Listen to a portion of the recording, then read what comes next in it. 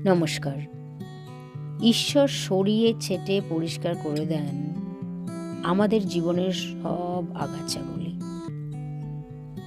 তার আশীর্বাদের সম্পূর্ণভাবে পরিবর্তন দেখানোর জন্য এবং আমাদের পথগুলিকে পুনরায় আবার নতুন করে নির্দেশিত করেন।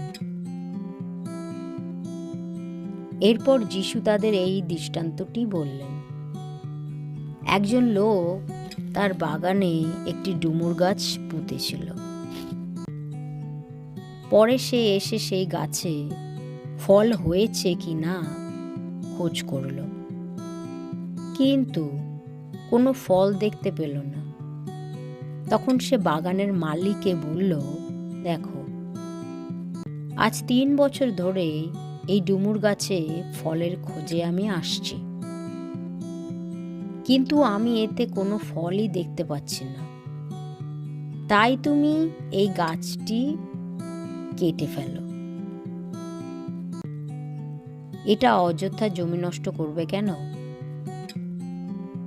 মালি তখন বলল, প্রভু, এ বছরটা দেখতে দিন। আমি এর চারপাশে খুঁড়ে সার দিই।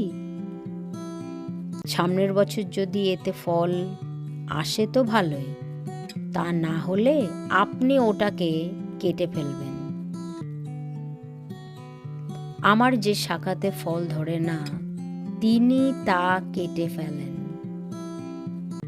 আর যে শাখাতে ফল ধরে তাতে আরো বেশি করে ফল ধরার জন্য তিনি তা ছেটে পরিষ্কার করে দেন। জয় যিশু। ধন্যবাদ। পবিত্র পিতা পরমেশ্বরের জয় হোক। হালেলুয়া। প্রভু, আপনাকে অশেষ ধন্যবাদ। আমাদের আপনার কাছাকাছি আসতে যা কিছু বাধা দেয় এবং অন্যমনস্ক করে, সেই সব আগাছা কেটে দূর করার জন্যে এবং আপনার কাজে আমাদের রাস্তা পরিষ্কার করার জন্যে শতকোটি আগাম ধন্যবাদ জানাই। হালেলুয়া। জয় যিশু, জয় হোক। আমেন।